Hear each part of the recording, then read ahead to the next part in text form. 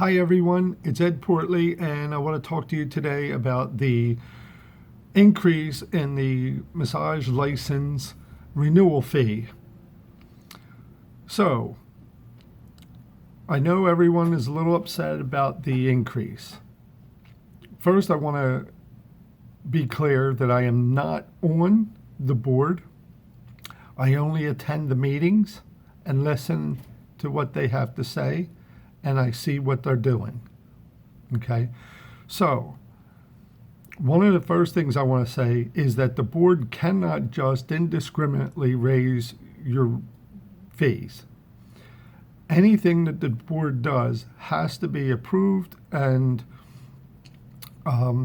by many different entities. I'm going to use that word. So, first of all, the board did not have the idea that, oh, we should just raise the rates. They were told to. So, the board is only the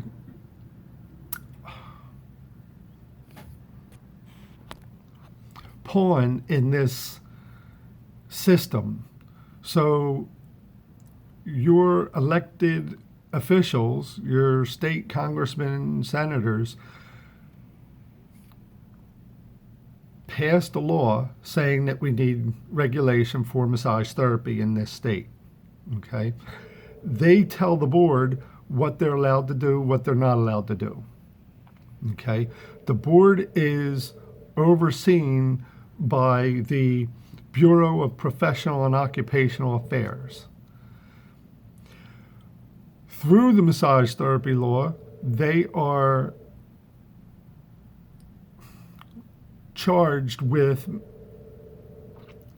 making the business of licensing profitable. The board has to be profitable. So what you have and what you're seeing with this renewal increase is the Business Finance Office of the Bureau of Professional and Occupational Affairs told the Massage Therapy Board that they had to raise the rates.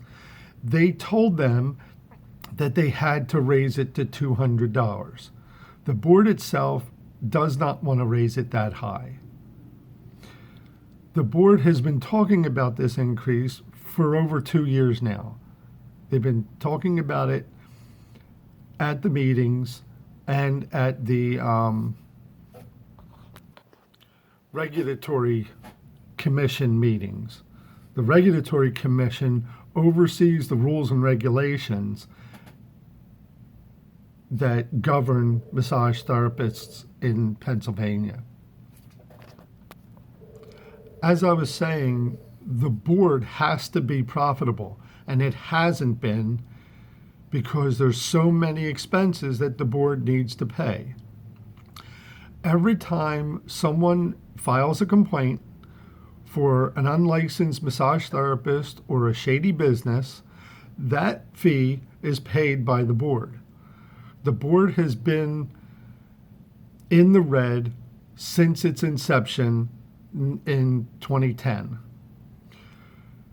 The board gets its money, yes, from the renewal fees, yes, from the initial fees, yes, they get it from continuing education providers like me who apply to have their their courses credited through the state. But they also receive money by the fines and the civil penalties of people who are not going along with this law. Every time you turn someone in, the state's going to get money because they're going to fine them. So one way to keep the costs, our renewal fees, down is to start turning in more unlicensed massage therapists and shady businesses. It's not that you have to know what they're doing or what they're not doing, but if it's questionable, you file the complaint. The Bureau of Investigation and Bureau of Investigation and Enforcement will go out and investigate and see if they're really breaking the law or not. And they have enforced the law, and they have collected many fines, but there's many more places that are hiring unlicensed therapists. What this does is it raises the bar for massage therapy. The therapists that remain are dedicated professionals, and we need to act that way. We need to turn these people in. You might know some of them, and they might be your friends, but what it comes down to is they're taking business from real professionals. If they don't have a license, there's a good chance they don't have the education that you have. So you need to step up too. Write a letter to the board. I told the board over 2 years ago that I think $200 is a little too high. I think 150, 125, 150 would be fine to go up, but to go up to 200 is a little much. It's not up to me. It's not up to the board. The Independent Regulatory Review Commission and the commissioner of the Bureau of Investigation of Professional and Occupational Affairs need to see that this is going to be a hardship. Write your letter. I will tell you that they will read every letter, and every letter has to be put into public record based on the procedures that need to go before these fees go into effect. If enough people write letters, then they're going to have to look at it again, play with the numbers, and perhaps raise it, but not as much. No matter what, they're going to have to raise it. I know it's a challenge, but you're going to have to raise your rates.